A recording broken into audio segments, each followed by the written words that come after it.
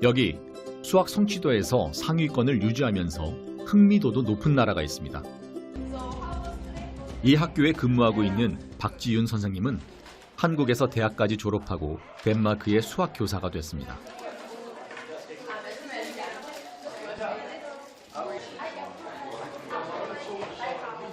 제가 아직도 기억해요. 극한을 가리킬 때였는데 이거 왜 해야 돼? 라고 물어봤어요, 저한테. 근데 제가 너네 수능 볼 때 필요하잖아 라고 대답을 했어요. 그래서 이제 그게 가장 큰 사건이었어요. 절대 그렇게 대답해서는 안 돼요. 수능을 보기 위해서 너가 이 컨셉을 알아야 된다라는 건 학생들한테 도움이 절대 되지 않아요. 이 학생들한테는. 그래서 나중에 선생님들이 말해주신 게 수학을 배우면 좀 더 생각을 정리할 수 있고 좀 더 로지컬하게 논리적으로 너의 생각을 말할 수 있기 때문에 수학 공부가 필요한 거다라고 이제 대답을 했었어야 된다라고 말을 해주시더라고요. 그래서 너 수능 봐야 돼서 수학 알아야 돼라고 말했던 거 아직도 전설로 이 학교의 전설로 남아있을 정도로.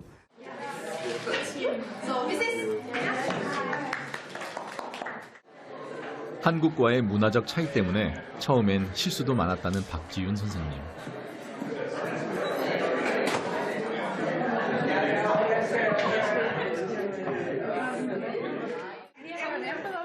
무엇보다 한국과 많은 차이를 느꼈던 건 바로 시험 문제를 출제할 때였습니다.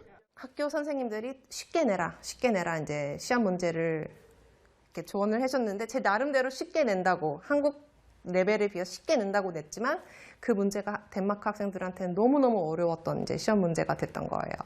그리고 100분을 주고 5문제를 냈는데 너무 문제수도 많다라는 컴플레인까지 들었어요. 학생들이 교실에 거의 나오지도 않는 사태까지 발생을 하고 해서 이제 학교와 상담에 들어갔죠. 어떻게 이걸 바꿀 것인가. 덴마크에서는 너무 복잡하거나 어려운 문제는 시험에 내지 않는다는데요. 학생들이 시험 때문에 스트레스를 받거나 수학의 흥미를 잃어버릴 수 있기 때문입니다. 아이들이 공부에서 느끼는 흥미를 중요하게 생각하는 덴마크. 교사들은 우리나라 시험 문제에 대해 어떻게 생각할까요? Korean math exam. So this is the math exam in Korea when they finish high school. 100 minutes is given to all the students, and they have to solve all 30 exercises without tools. Okay. 우리나라 수능 시험 문제를 신중하게 검토해보는 선생님들.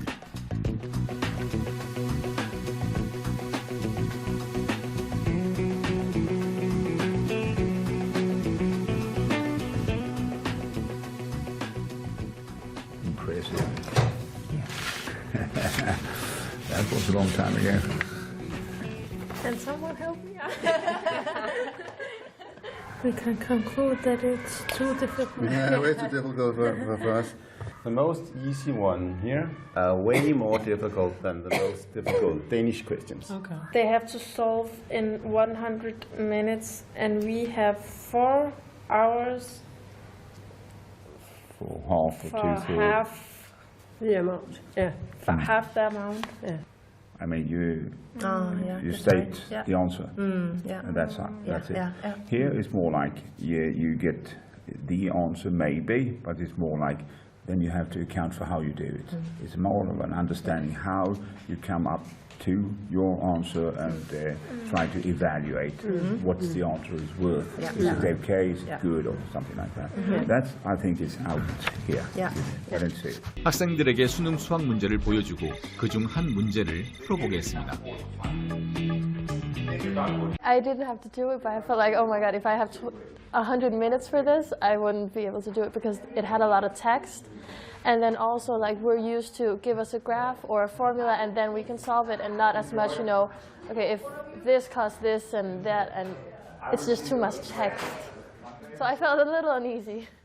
I think if there's enough time that you are able you're able to think, have more time to just think, and you can kind of go back and see what you've done in the previous years, and you're not as like pressured. When I was looking at the paper, I think maybe if you get a little bit behind in Korea, it might be difficult to catch up. Whereas here, if you have an issue, you can easily talk to the teacher, and the teacher is glad to help. 덴마크에서는 어떻게 시험을 볼까요? 잉그리드 선생님의 수업 시간. 지난 시간 봤던 수학 시험지를 학생들에게 나눠줍니다.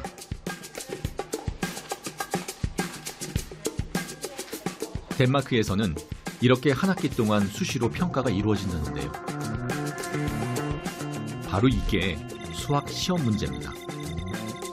단순한 계산이나 공식 암기를 묻는 문제보다 수학적 원리를 실제 생활에 적용할 수 있는 문제가 출제됩니다.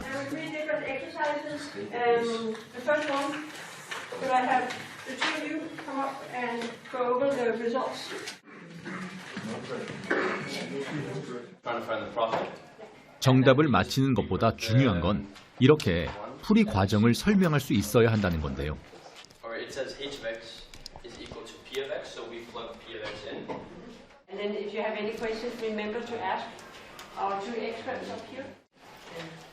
과연 아이들은 시험에 대해 어떻게 생각하고 있을까요? Like now we had about differentiation of calculus. We make a test just to round up what we've been going through and just in general to like a repetition. So like every second, third month, more or less. To see kind of how our process is and to see how much we develop and if you have any problems, how they can help us and to develop further. 저의 그냥 경험을 봤을 때 한국에서 제가 수학 공부했던 이유는 그냥 대학 가기 위해서였던 것 같아요.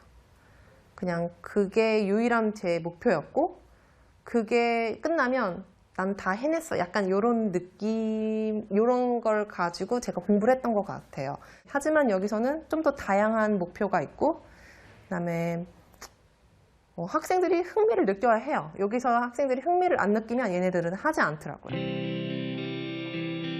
수업이 끝나고 시험지를 채점하는 잉그리드 선생님. 아이들의 풀이 과정을 통해 제대로 개념을 이해했는지 확인하고 피드백을 주고 있습니다. I acknowledge that they have tried to solve it and they have some correct ideas. It's not totally wrong just because the end result is incorrect. All of it might not be wrong because they have parts of it that are fine. 시험에서 계산 실수가 있다 하더라도 풀이 과정이 맞다면 점수를 준다는 선생님. 평가의 목적이 줄 세우기가 아닌 아이들의 성장에 있기 때문입니다. Here, this is correct. Now it's correct. Yeah, but because I started. I'm really confused. I think it's because I just kind of wanted to make the calculations, but they were wrong. So Sometimes I will say, I don't really care about the final result, x equals 7 or x equals whatever.